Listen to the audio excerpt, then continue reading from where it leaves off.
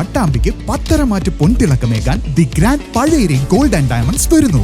ഉദ്ഘാടനം ഏപ്രിൽ 16 ബുധനാഴ്ച രാവിലെ 9 മണിക്ക് the grand Pazhayari gold and diamonds, Perinthalmanna road, മേലെ പട്ടാമ്പി.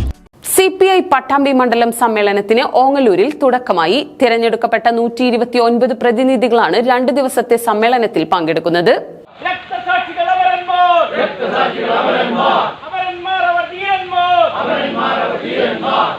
25ാം പാർട്ടി കോൺഗ്രസിന് മുന്നോടിയായി നടക്കുന്ന മണ്ഡലം സമ്മേളനങ്ങളുടെ ഭാഗമായാണ് CPI പട്ടാമ്പി മണ്ഡലം സമ്മേളനത്തിന് വെള്ളിയാഴ്ച ഓങ്ങല്ലൂരിൽ തുടക്കമായത്.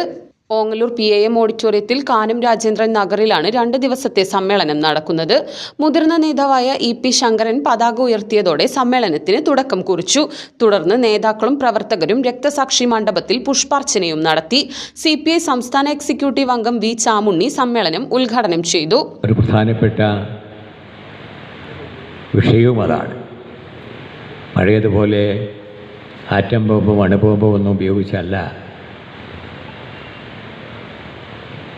യുദ്ധം നടക്കുന്നത്.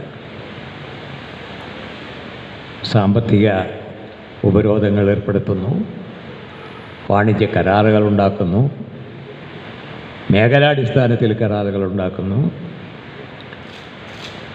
ആ കരാറുകളിലൂടെ മറ്റു രാജ്യങ്ങളുടെ അധികാരങ്ങൾ കവർന്നെടുക്കാനും മറ്റു രാജ്യങ്ങളിലെ വിപണി കൈയടക്കാനും നിയന്ത്രിക്കാനുമൊക്കെയുള്ള സൗകര്യങ്ങളാണ് അമേരിക്കയും സാമ്രാജ്യത്വ രാജ്യങ്ങളും നടപ്പാക്കിക്കൊണ്ടിരിക്കുന്നത്.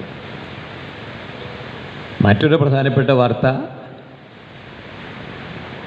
ട്രംപും മാസ്കും ബന്ധമലയുന്നു എന്നാണ് മലയാള പത്രത്തിലുള്ളത്. മണ്ഡലം പ്രസിഡന്റ് OK സൈദലവി അധ്യക്ഷത വഹിച്ചു. പരമേശ്വരൻ രക്തസാക്ഷി പ്രമേയവും C പ്രശാന്ത് അനുശോചന പ്രമേയവും അവതരിപ്പിച്ചു. ജില്ലാ secretary KP Suresh Raj, Muhammad Muhsin MLA, T Siddharthan, Pottassery Manikandan, Sumalatha Mohandas, EP Sankaran, Karunakaran തുടങ്ങിയവർ പങ്കെടുത്ത് സംസാരിച്ചു. 6 ലോക്കൽ കമ്മിറ്റിയിൽ നിന്നും തെരഞ്ഞെടുക്കപ്പെട്ട 129 പ്രതിനിധികളാണ് സമ്മേളനത്തിൽ പങ്കെടുക്കുന്നത്. രാഷ്ട്രീയ റിപ്പോർട്ടിന്മേൽ ലോക്കൽ കമ്മിറ്റികൾ യോഗം ചേർന്ന് ചർച്ച നടത്തി.